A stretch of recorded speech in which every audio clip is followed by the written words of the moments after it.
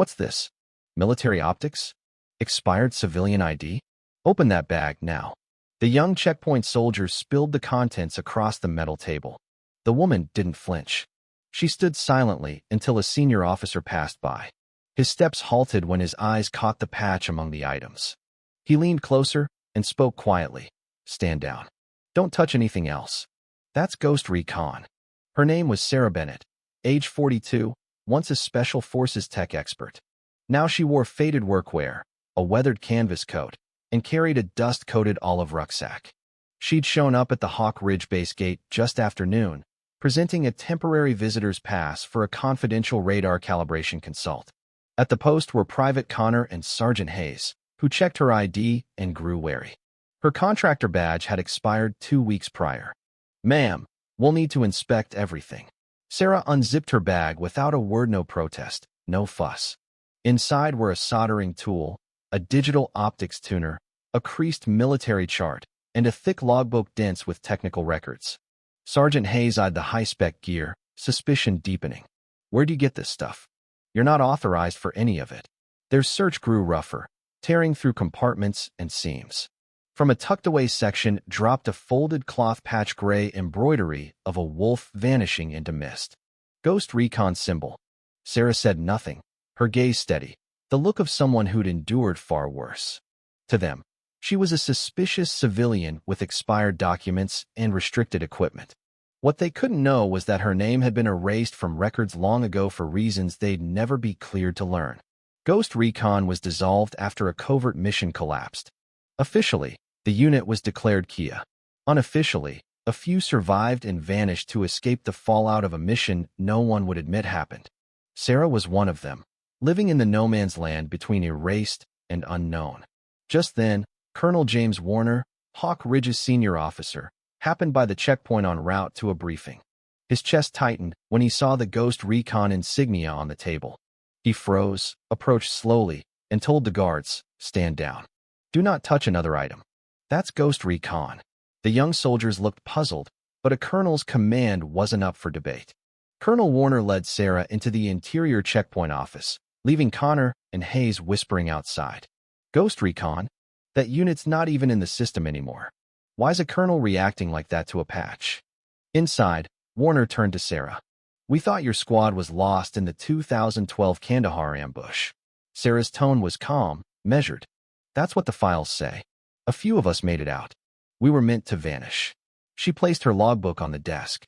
Its pages held encrypted transmissions, radio logs, and precise records of drone signal disruptions. Warner paused at one entry. It matched odd signal traces they'd tracked for months.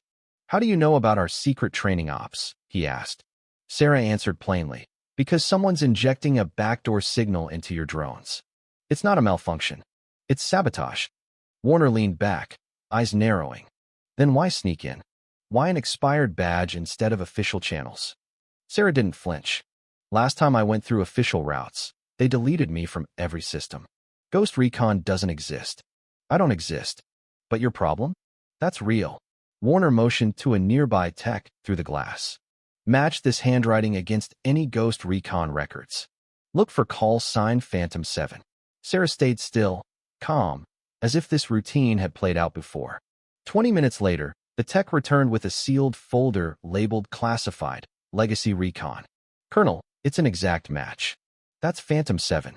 She created the counterjam protocol still in use today." Warner turned to her with new clarity. "You built the core of our base's defenses." Sarah nodded. "I laid the groundwork, but someone's exploiting what I couldn't fully lock down back then." The scope hit Warner. "So our current breach stems from gaps in early Ghost Recon code. I'm saying whoever's doing this knows our system's inner workings because they were trained to." He understood. Either critical intel had leaked, or another ghost had surfaced, one who didn't stay quiet. "Who else made it out besides you?" Sarah paused. "I wanted to believe no one else had, but these signal patterns feel familiar." Warner made a swift call. "Tell me what you need.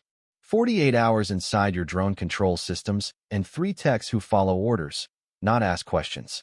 "You've got it," he said without hesitation. Over the next 48 hours, Sarah worked in isolation with 3 tech officers handpicked by Colonel Warner. She moved through the drone control network like someone who'd written the code herself because she had. Lieutenant Riley, the youngest of the three, wasn't convinced at first. "Sir, we're putting our drone grid in the hands of someone with an expired pass?" But after 6 hours watching Sarah, his doubts vanished. She set up anti-signal patches that blocked intrusions cold, rewrote emergency frequencies with encryption no manual taught, and pinpointed the interference's exact source. Riley leaned into Warner. "She's not just patching this system. She created most of the base framework we've been using is her design." Whispers circled the base. "Remember the woman at the checkpoint? She's a legend. They say she was Ghost Recon. Thought that was just a ghost story." When Colonel Warner publicly backed her, people noticed. He didn't hand out trust lightly. On day 3, Sarah's work proved its worth. During a routine training run, 3 drones lost GPS and veered toward disaster. Her updated protocols kicked in, stabilizing all units until operators took over. Without those fail-safes, the base could have lost $50 million in gear or worse, lives. That night, Warner called a top security meeting. Every senior officer was there. 3 days ago, we nearly lost multiple assets. We blamed equipment glitches. That wasn't the cause. This was targeted sabotage, techniques meant to turn our system against us. He gestured to Sarah, standing quietly at the back. Thanks to Sarah Bennett, Phantom 7 of Ghost Recon, this base is not only intact, but now has the most advanced drone defense protocols in the armed forces. A major near the front raised a question. "Sir, that unit was dissolved over a decade ago. How can we be sure she's who she says?" Warner pulled out a sealed folder. "Because I was there. I saw her unit save 47 soldiers in the Kandahar ambush. I was one of them." The room fell silent. Phantom 7 hadn't just engineered their defenses, risked everything to keep those systems running under enemy fire while her team held the line. Warner turned to Sarah and offered a sharp salute. "Ma'am, it's an honor to finally give you the thanks you've earned." Sarah's reply caught everyone off guard. "Colonel, I didn't return for gratitude. I came because I recognized the signature. These intrusions are from someone else in my unit." The room stirred, murmurs of disbelief. A rogue Ghost Recon agent wasn't something anyone expected. "Who?" someone asked. Sarah paused. "I've got ideas, but I need time. This won't be the last strike." Ghost Recon was trained to finish what it started. Warner made a call on the spot. "Ma'am, I'm reinstating full clearance. I want you as a permanent consultant." Sarah considered it. "I'll help track them, but I work solo. No official title, no digital trail. Some ghosts should stay that way." She didn't accept rank or a permanent station. "I didn't come for redemption or rank. I came because I knew what could happen, and I've buried too many who didn't have to be lost." In a world that forgets, Sarah reminds us, just because someone's not on the list doesn't mean they're not vital. The worst mistake is thinking an expired pass means outdated knowledge. The sharpest insights often come from those no longer chasing titles, and the strongest defenses are built by hands that prefer the shadows.